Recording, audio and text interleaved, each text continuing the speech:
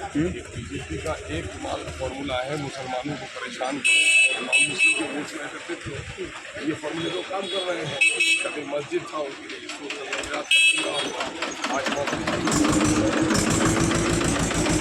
तलाक का बिल का मामला है, सीएए का मामला है। भाजपा को दिखा के मुसलमानों को एक अम्ब्रेला में भाजपा को दिखा के नाइंसाफी को दिखा के ये बात बताइए, भाजपा मुझको दिखा रही है तो मैंने कुछ कसूर किया, उसका तो पाप में गिनवा रहा हूँ। मेरा पापी लो उनका दिखा के कौन का ये पाप नहीं किया उन्होंने। मुसलमानों का घर तो मुँह में पाप नहीं किया उन्होंने। के कानून में मुसलमानों के साथ डिस्क्रिमिनेशन किया, ये पाप नहीं किया उन्होंने। मेरी मस्जिद को डाली, पाप नहीं किया उन्होंने। दूध पीते बच्चों को इस पर आग में फेंका गया, वो पाप नहीं किया हमारे सामने में। नौकरी में सबसे कम हिस्सेदारी हम बोल रहे थे, भाजपा को दिखाते हैं हम। यहाँ पर 3,68,000 मुसलमानों की नौकरी होती है, 1,73,000 नौकरी दी गई, 1,95,000 नौकरी मुसलमानों की ख़त्म की गई। ये भाजपा ये पाप नहीं है उनका। हमारी नदियों में जो पुल नहीं बना, ये पाप नहीं है उनका। मेरे पैसे को लेकर के लोग दिल्ली और पटने बस जाएंगे।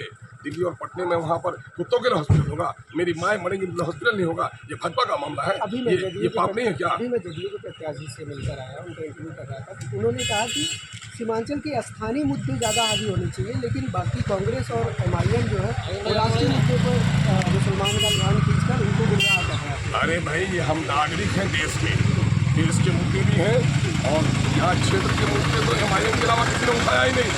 एमआईएम तो कह रही है कि दफा 371 लागू करके स्पेशल पैकेज दो हमको। ये जुमला किसी को आया? ये ठगने वाले लोग जो लोग दिल्ली में बैठ के रहे, हमारा वोट लेकर हुकूमत बनाए, हमारा टैक्स लेकर के दिल्ली को और पटने को सजाया, उसने कभी हमारी नदियों पर पुल बनाने के बारे में सोचा? ये नदियों का पुल हो या यहाँ पर व्यक्ति आए बढ़े या कारखाना लगे, अलीगढ़ की ज़मीन बने। भाजपा के उस नेता से पूछे, नरेंद्र मोदी के चमचे से, कि क्या ऐसा कुछ कभी कर सका? नहीं, लेकिन कांग्रेस जो है वो कह रही है कि लोकतंत्र खतरे में है और लोकतंत्र के लिए कांग्रेस को लोकतंत्र खतरे में नहीं, उसकी कुर्सी खतरे में है। उसकी कुर्सी खतरे में। क्यों? अगर अपनी कुर्सी में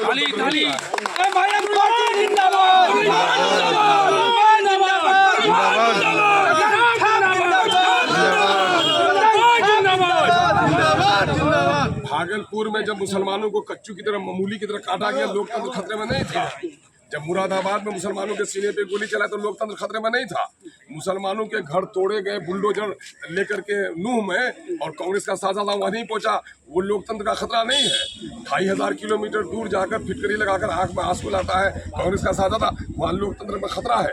यकीन है जो दलितों के साथ हुआ है वो नाइंसाफी हुई है, जो मणिपुर में हो रहा है। क्या मुसलमानों से इंसाफ हो रहा था? ये लोग मुसलमानों को खेल बनाकर रखना चाहते हैं। बेवा की वो गरीब और खूबसूरत बेटी, उसके जिस्म से हर कोई खेलना चाहता है, उसको निकाह में कोई नहीं रहना चाहता।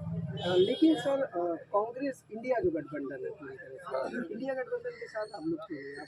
आप लोगों का आरोप लगता है कि आप लोग बी टीम। अरे भाई, आप लोग पत्रकार हैं, समझ रखते हैं, उनसे जाकर पूछे कि क्यों नहीं ले रहे हैं।